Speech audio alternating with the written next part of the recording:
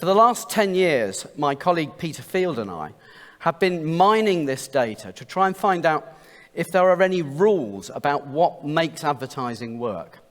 And somewhat to our surprise, we have actually found some really strong, regular statistical rules about what works and what doesn't.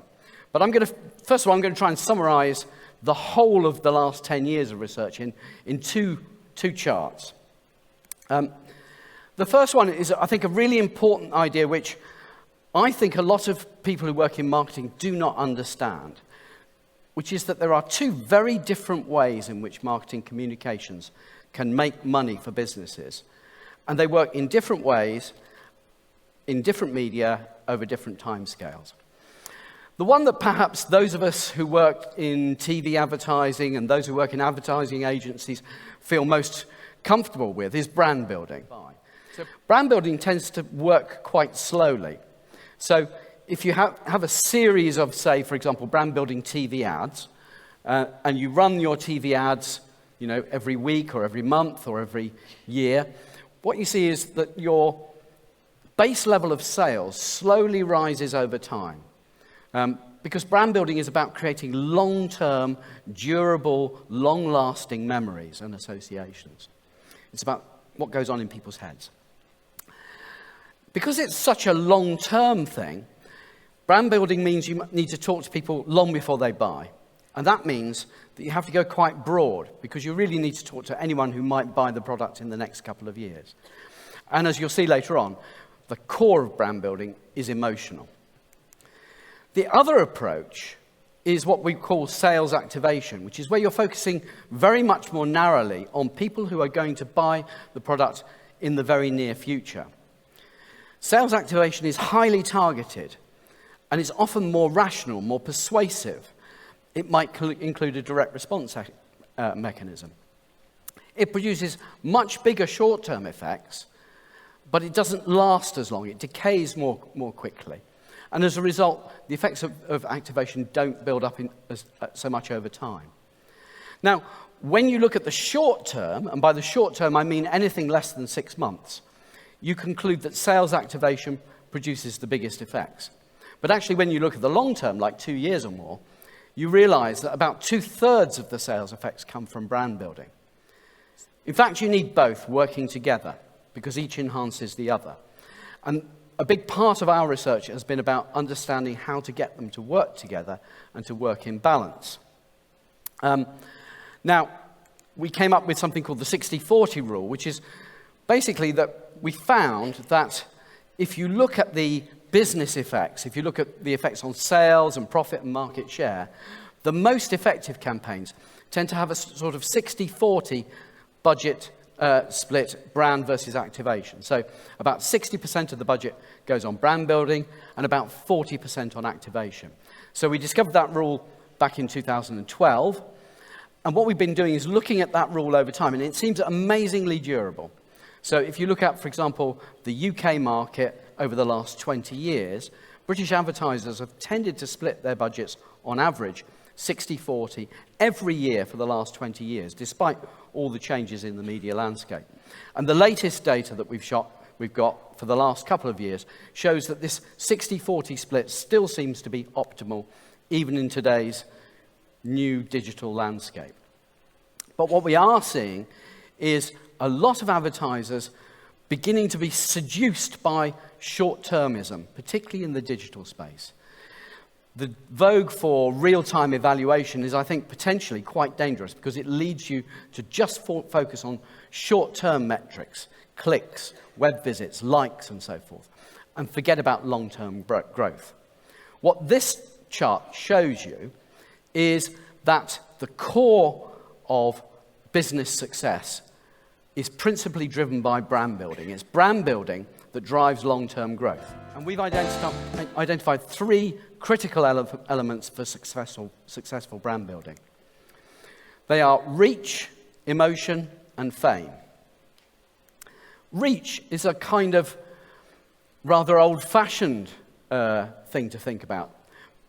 I know certainly some people in the digital space tend to talk rather disparagingly about reach, like reach isn't important anymore, targeting is what's important. But no, targeting is important for efficiency, but for effectiveness, reach is crucial. What we find is that the effectiveness of a campaign and the effectiveness of a medium is primarily driven by reach. This is about 91% of the effectiveness of a given medium is driven by that medium's reach. The most important thing for successful brand building and for successful marketing is to reach everybody who buys the category over a 2-year period.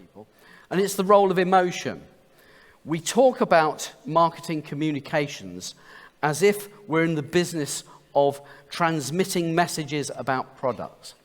And that's true when you're in the activation space. If you're trying to sell something right now, then it is important that people know how much your product costs and where to buy it and so forth.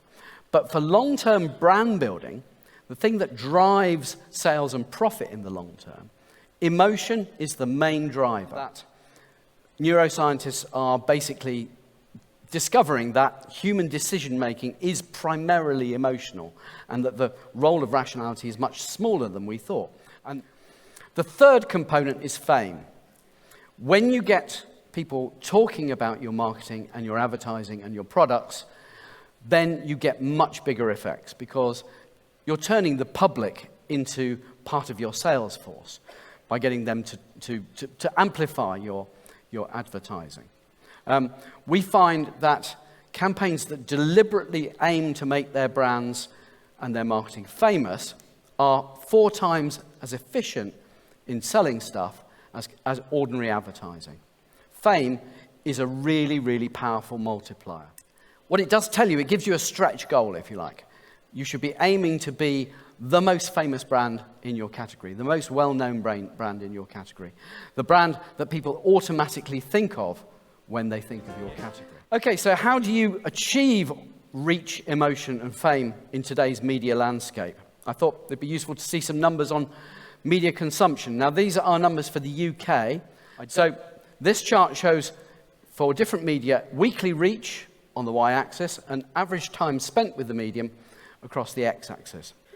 What you can see is video dominates.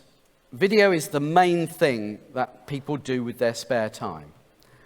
By video, I mean all forms of video. I mean online video, I mean TV, I mean video on demand, all those things.